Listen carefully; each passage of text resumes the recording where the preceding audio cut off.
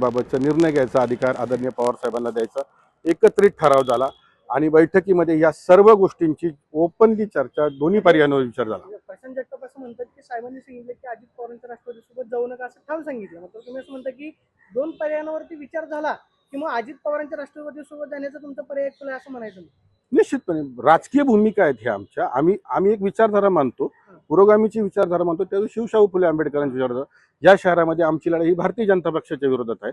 त्यामुळे त्यांच्या विरोधात लढताना जे जे पक्ष आमच्यावर एकत्रित येतील त्या सर्वांबरोबर आमची आणि त्या प्रशांत जगताप असं म्हणतात की अजित पवारांच्या राष्ट्रवादीसोबत युती नाही. तुम्ही म्हणतात की दोन पर्यायावर चर्चा झाली, म्हणजे याचा अर्थ अजित पवारांच्या राज्यामध्ये 250 नगरपालिका नगरपंचायतींच्या निवडणुका होतात. त्याच्यातली जर आकडेवारी पाहिली तर अनेक ठिकाणचे अलायन्सेस हे कुठल्याही एका फ्रेममध्ये नाही, ते तिथल्या प्राप्त परिस्थितीनुसार घेतलेले निर्णय आहेत आणि हे सगळे पॉलिटिकल अलायन्सेस आहेत. त्याच्यामुळे पॉलिटिकल अलायन्सेस होत असताना विचारधारा कधी संपत नसते. 2007चा पुणे पॅटर्न करताना सुद्धा आमची पुरोगामी विचारधारा ही निश्चितपणे राहिली. पुन्हा लोकसभा विधानसभेला आम्ही पॅटर्नमधून बाहेर पडलो, काँग्रेस सोबत गेलो आणि याही पलीकडे ह्या निवडणुकीला सामोरं जाऊन दोन गोष्टींचा पर्याय अजून दोन आमच्या सहकारी पक्षांकडून यायचा बाकी.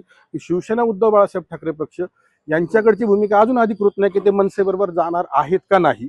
त्याचबरोबर काँग्रेसची भूमिका अजून क्लिअर नाही की त्यांनी कधी काळी माझ्या तरी कुठेतरी ऐकण्यात आले की मनसे त्यांच्याबरोबर असेल तर आमची भूमिका वेगळी असेल. मला वाटतं दोन्ही पण ह्या सहकारी पक्षांचा निर्णय सुद्धा अजून अंतिम नाही. त्यामुळे महाविकास आघाडी म्हणून एक वेगळा निर्णय होऊ शकतो आणि ह्या पर्यायांमध्ये जर काय अजून हे असेल तर निश्चितपणे दादांचा पक्ष हा पुरोगामी विचारधारा म्हणून आम्ही एकत्रितपणे विचार करू. निश्चितपणे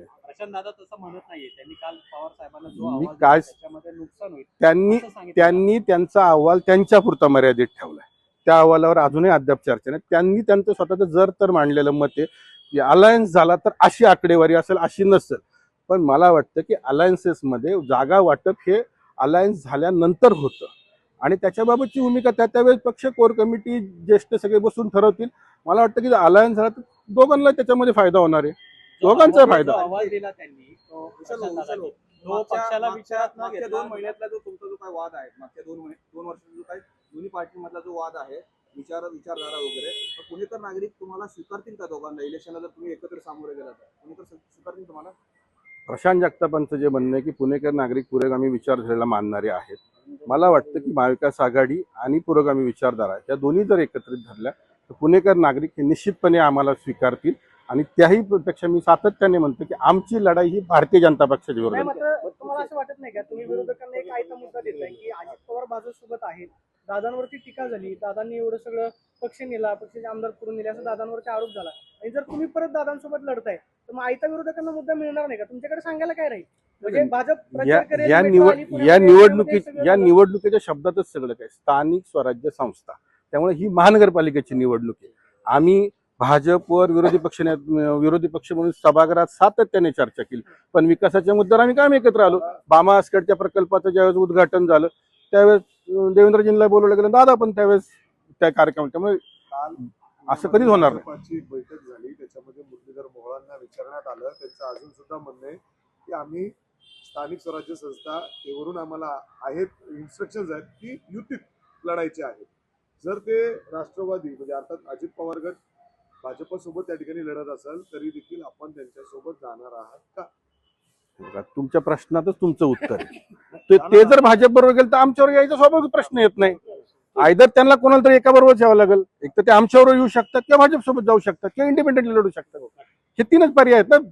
त्यामुळे जर भाजप सोबत जायचा त्यांचा विचार असेल तर त्यांचा प्रश्न, पक्षाचा अधिकार आहे.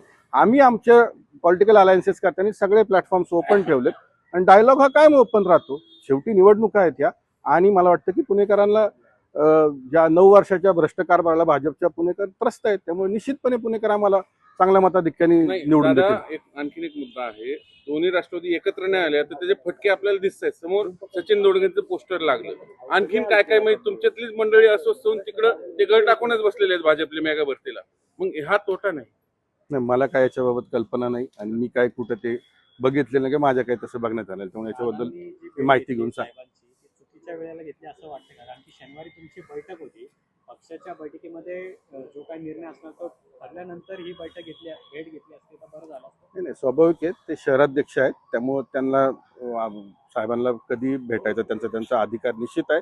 पक्षाची भूमिका असेल किंवा शहरातले काही प्रश्नाच्या अनुषंगाने तुम्हाला नाही, त्यामुळे शनिवारी संध्याकाळी बैठक होते ती त्यांनी साहेबांच्या कदाचित कानावर घातला असेल नसेल तो त्यांनाच माहिती आहे. आम्हाला त्याच्यावर काही कल्पना नाही. सचिन दोडके